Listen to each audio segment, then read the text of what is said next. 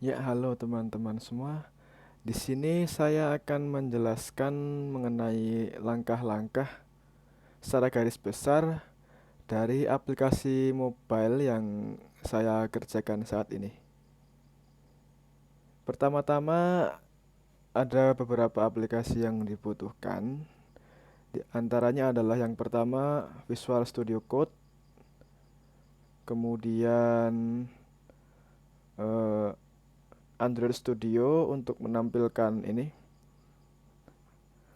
Android Virtual Device, tapi ini juga bisa menggunakan smartphone Android teman-teman masing-masing jika PC atau laptop kalian tidak mumpuni. Di sini saya menggunakan FVD karena saya rasa PC saya masih cukup kuat untuk menggunakan FVD ini. Kemudian ada SAM, kemudian ada lagi Node.js ya, sama browser ya.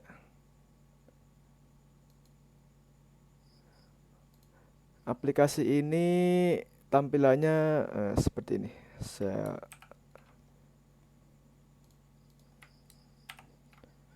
Saya launch dulu. Ini sudah, kemudian kita run.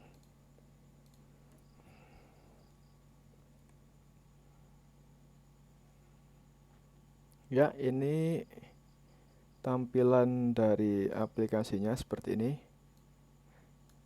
Di sini bisa dilihat ada eh, header, judulnya, kemudian ada image slider, kemudian menu, dan ini list 3 belum dikerjakan.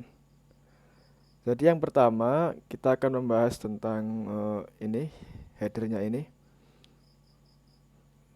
Untuk membuat headernya ini kita pertama-tama harus membuat halaman di sini di folder lib, kemudian halaman kita buat sini home.dart.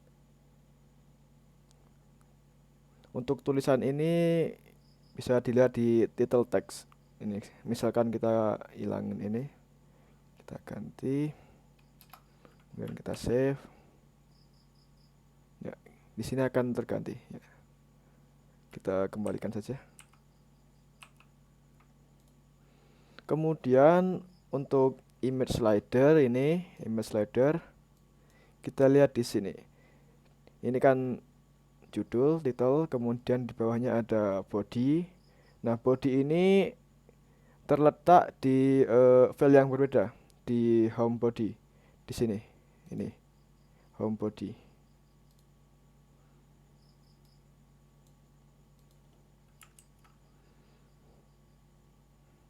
Ini final list widget slide gambar, ini list gambar ya. Ini merupakan image slider yang akan tampil di aplikasi Android ini. Misalkan kita ganti namanya ini menjadi Vcom DB. Kita save.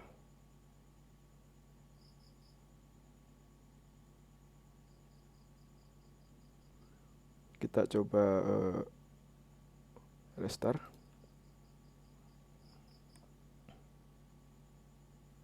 Ya, di sini akan terganti ya. Vcom UDP. Jadi di widget ini ada beberapa elemen seperti ini container, di dalamnya ada child, marginnya ini batas pinggirnya. Jadi batas pinggirnya semua ini bernilai 5.0. 5 ya, 5. Kemudian border radius itu di pinggirnya ini ya. Ini border radius ini di pinggir-pinggir ini kan ada sedikit kayak lengkungan gitu.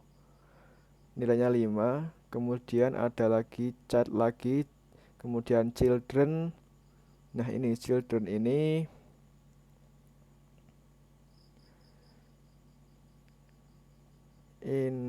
merupakan gambar-gambarnya ya, yang bisa dilihat di sini ini. untuk meletakkan gambar-gambarnya di sini.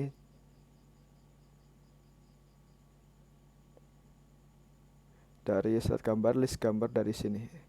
Ini gambar yang kita ambil dari internet ya. Seperti ini. Kemudian ada lagi menu-menu di bawah ini yang tentang berita dan lain sebagainya ini. Itu di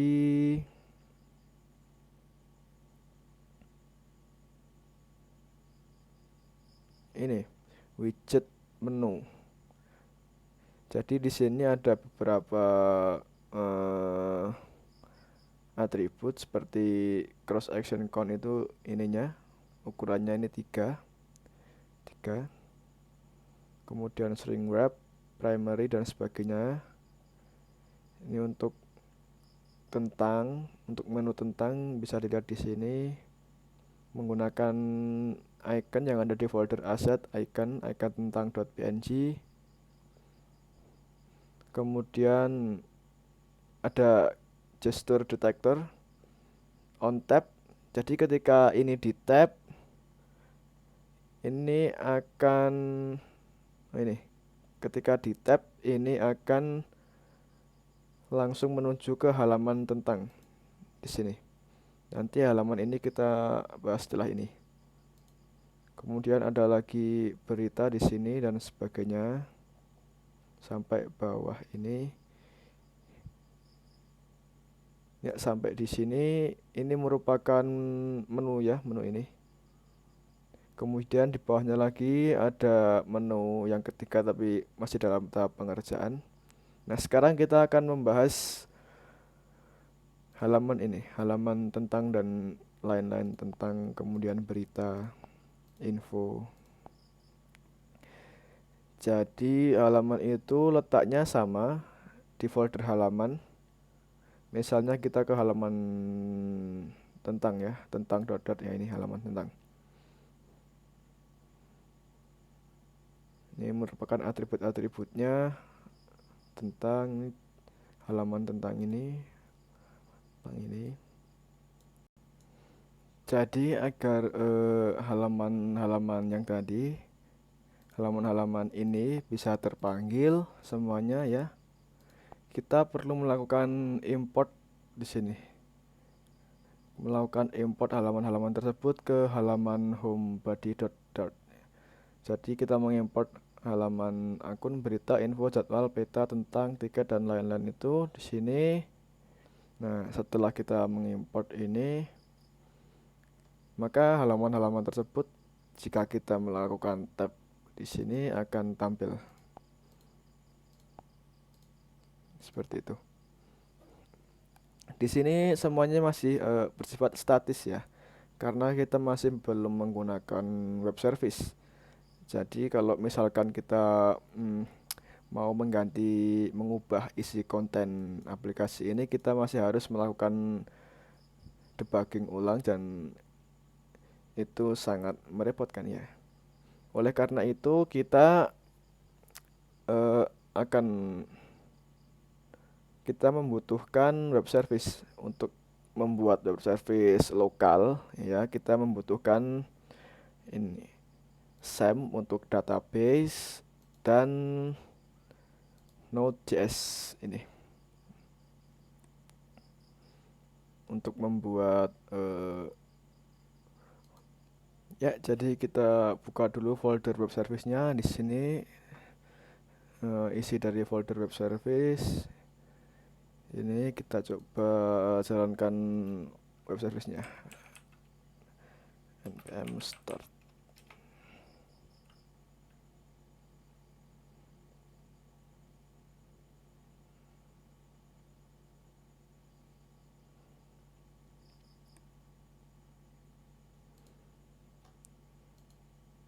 Kita coba buka localhost 3000. Nah, ini web service-nya sudah jalan ya di port 3000.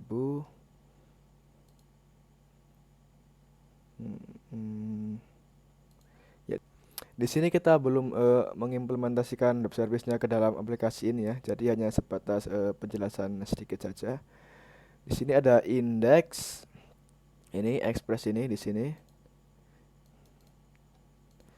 Jadi yang harus kita buat di dalam web service-nya adalah ini halaman-halaman apa saja yang kita butuhkan di aplikasi Android kita nanti. Misalkan tentang berita dan lain sebagainya ini. Di sini saya buat beberapa saja. Sini.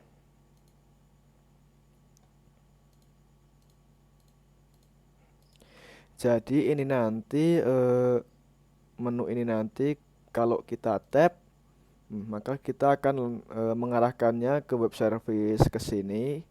Jadi kalau misalkan kita mau mengubah konten dari aplikasi ini, kita tidak perlu debugging ulang. Kita hanya perlu mengedit di web service-nya di sini. Jadi akan lebih mudah jikalau ada update tertentu gitu ya. Di sini ada akun, kemudian berita, info, jadwal, tiket, video. Di sini. Kita coba buka yang akun ini ya. Localhost 3000/akun. Ini tampilan JSON-nya. Status true, pesan berhasil tampil, datanya tidak ada karena kita belum mengirimkan data. Kita coba buka datanya.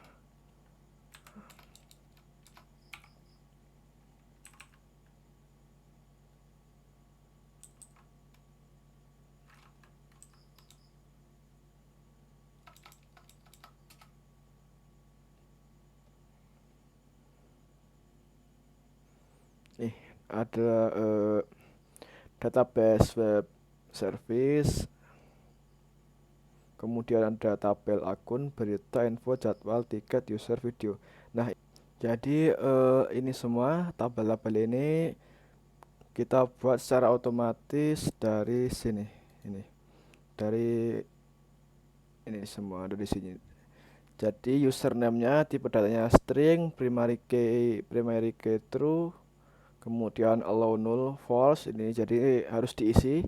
Kemudian username, nama, jenis kelamin, alamat, nomor telepon, password kita buat di sini di model akun ini. Ada ini semuanya. Kemudian yang lain sama, berita juga begitu dibuat di sini semuanya. Info, jadwal, tiket, video. Nah, kemudian dieksekusi di sini. Kalau koneksinya berhasil, kita melakukan sync alter itu ketika ada data baru ditambahkan ke database ini, maka data tersebut data yang lama tidak akan dihapus, melainkan hanya akan ditambahkan secara biasa begitu. Ini. Jadi agar halaman-halaman ini tadi ini bisa dipanggil, kita memerlukan sebuah metode yang dinamakan routing ya.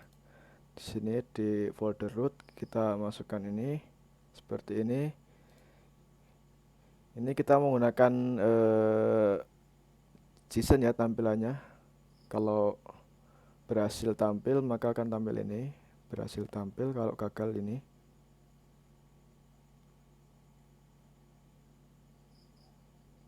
Ini untuk tampil, edit, kemudian hapus data sama semuanya. Nah, agar bisa terpanggil maka kita buat routingnya ini di app.js.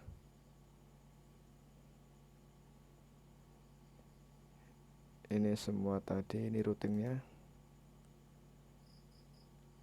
Kemudian di use di sini.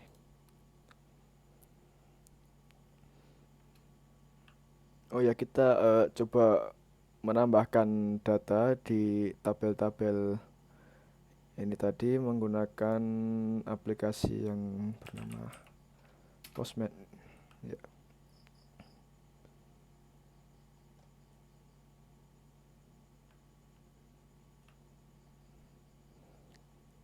Kita lihat dari Postman-nya ini.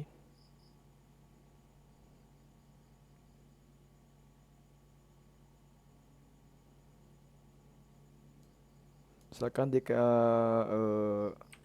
localhost / akun, kemudian metodenya kita menggunakan get, coba kita send. Maka akan tampil seperti ini, true, berhasil tampil status pesan data sama ini. Kita lihat akun ada apa saja, ada username, nama, jenis kelamin, alamat, nomor telepon, password.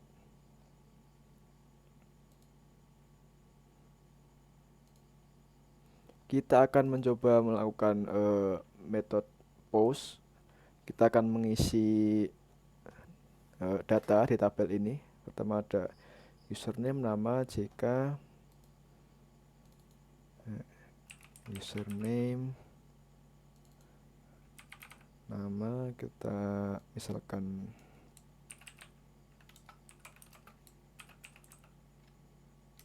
username ya. Kemudian nama,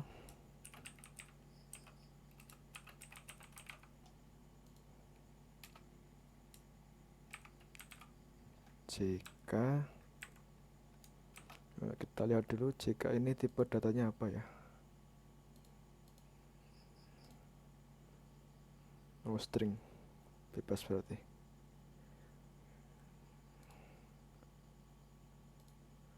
JK misalkan lagi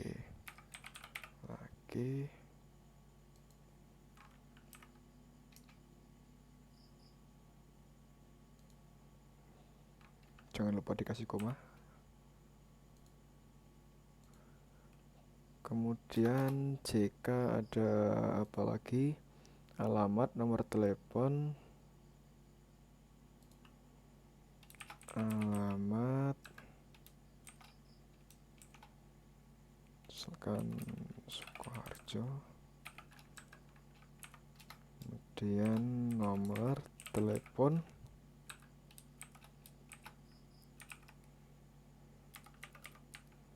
sekian ya.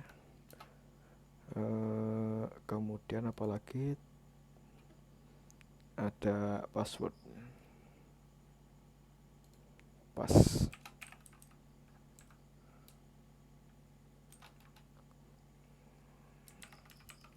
Misalkan begini.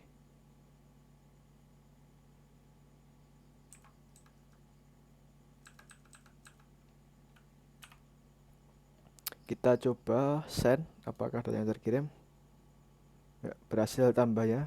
Username Mustafa, ini updated add dan created add ini akan dibuat secara otomatis oleh program ya.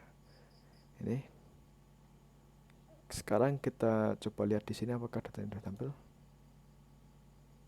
Nah, sudah ya. Ya, berhasil tampil ya. Kita coba lagi yang lain, misalnya info ini aja yang sedikit, info, ID, judul, konten, semuanya ini string.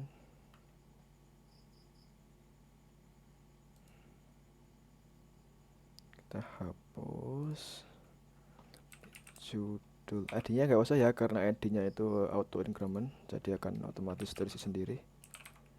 Konten kita hapus semuanya, terus komanya. Judulnya misalnya info ya, apalah APC apa sembarang.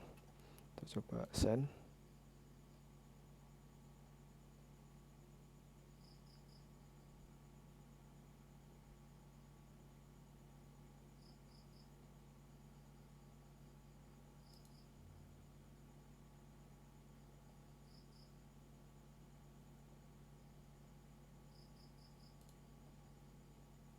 Oh, ini belum kita ganti ya, maaf ya. Berhasil.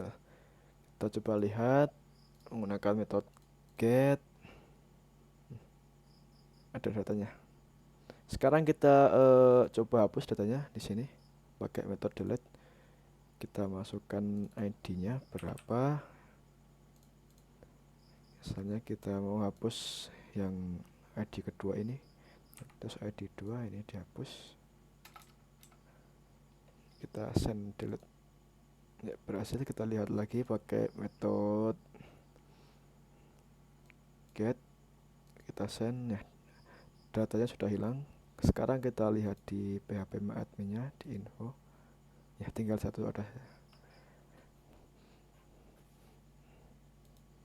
Jadi sekian penjelasan mengenai aplikasi yang saya kerjakan ini. Kalau ada kekurangannya saya minta maaf yang sebesar-besarnya. Sekian, terima kasih.